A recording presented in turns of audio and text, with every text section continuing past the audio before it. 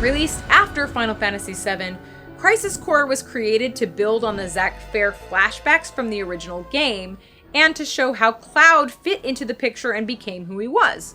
And maybe I'm alone on this, or at least I'm one who dares to admit it, but when I finished playing the original Final Fantasy VII as a teenager, I was quite confused as to who was a clone of what, and when they became clones, and how and why they were clones of the clones of the clones of Attack of the Clones, blah, blah, blah, blah, blah. So playing Crisis Core was actually a way to fill in some of the gaps in the original Final Fantasy VII flashback scenes. Only released on PSP, you play as Zack Fair, and you get to play through years of key moments like earning his first-class soldier rank, acquiring the Buster Sword, and seeing Sephiroth go from war hero to insane, murderous maniac. You see Zack's budding romance with Aerith, and later befriend Cloud, this wussy grunt who's easily plagued by motion sickness, who isn't even close to soldier rank.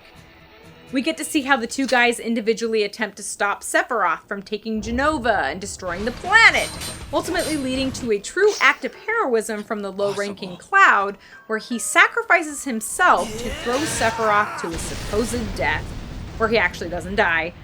And then we see how Zack and Cloud were carried off and injected with Genova cells in experiments. Something that barely apparently affected Zack because he's a soldier, but potentially both saves regular human Cloud's life and simultaneously turns him into this messed up vegetable. And then from there, Cloud pretty much spends the rest of the game unconscious, with Zack carrying him around trying to save both of their lives as fugitives venturing back to Midgar under pursuit of Shinra. The game ends just outside the Midgar walls, where this massive Shinra army catches up to them, and then Zack loses his life protecting Cloud. Just as Zack lays there dying, Cloud finally finds the strength to stand, and Zack tells him that Cloud will now be Zack's living legacy. Cloud takes up the Buster Sword and ventures into Midgar, where he'll hire on with Avalanche to help blow up the first Mako reactor at the start of Final Fantasy VII, thinking that Zack's past is actually a part of his past. Okay, a few thoughts about Crisis Core.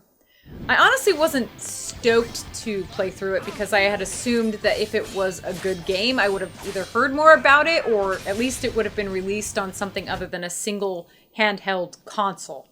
But I gave it a try anyway, and I'm glad I did. It's not perfect. The voice acting is bad. Oh, you. Though that was probably more of the fault of the time it was developed than the actors in this case. And the dialogue and parts of the plot are not written very well. No story is not worth hearing. With virtually no NPCs, the scenes also feel just about as empty as the original Final Fantasy VII. And while story moments surrounding Zack, Cloud, Aerith, and Sephiroth are really interesting and they make the game worth playing, other plot lines are just terrible. For instance, much of the story surrounds a trio of skilled friends in Soldier. Sephiroth, Genesis, and then Zack's mentor Angeal, who I think is ridiculously named to lean too far into this one-winged angel concept. Sephiroth is really interesting, but the game never gives a reason to emotionally invest in Angeal or Genesis. Both of them defect from Soldier toward the beginning of the game, and then they wreak havoc across the land by creating a bunch of weird clone people and clone monsters. Yes, more clones. Everyone's cloning each other and pretending to be clones of other people, and some have degenerating tissue, but others don't.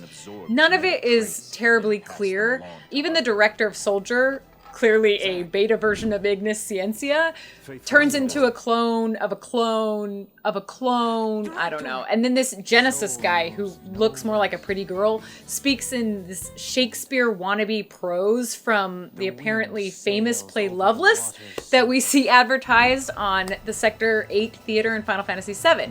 Even if the morrow is barren of promises, nothing shall forestall my return. Talk like a normal person! These plots are hard enough to figure out without your attempts at fantastical old English. And to top it off, the backstory behind the Buster Sword is revealed to be a real letdown. That sword represents our family's honor. I see.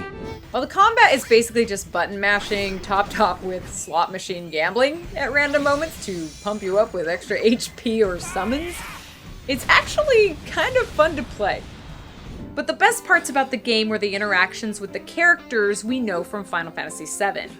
Seeing how Cloud and Zack got to know each other is just too much fun, and inarguably the best part about Crisis Core. Cloud. You also interact with Tifa and her weird cowgirl outfit, Yuffie as a little girl if you play some of the side missions, and then you even come across Vincent sleeping in his coffin. And spending time with Sephiroth before he flips a gasket and goes sociopathic is fascinating, and it adds this layer of depth to his character. So that stuff is all delightful nerd candy for fans. Though, unfortunately, Aerith in Crisis Core completely lacks the spark she has in other games. She both talks and she runs like this prissy wuss. I planted some outside my house, too. And she even complains about the flower cart that Zack spends forever building for her. Not quite what I expected. Really? I think it's fine. It's all about the flowers anyway. I want a nicer one. Stop being so picky. A tiny little wish. That's all. You live in the slums and hang out in a dilapidated church. Be grateful for your cart. And then there's Zack. While his dialogue is usually lame, Zack is actually a pretty likable and heroic character.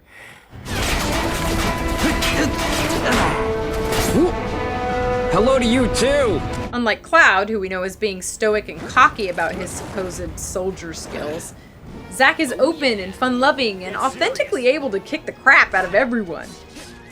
As cheesy as it is, when you see Zack trying to talk down his opponents before he fights them, carry and defend an unconscious Cloud for months, and then face down an entire army knowing he would probably be killed trying to protect his friend, you start to wish that there were a lot more people like him in real life. The price of freedom is steep.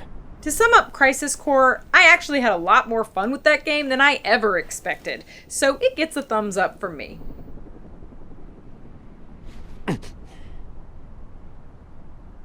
Embrace your dreams.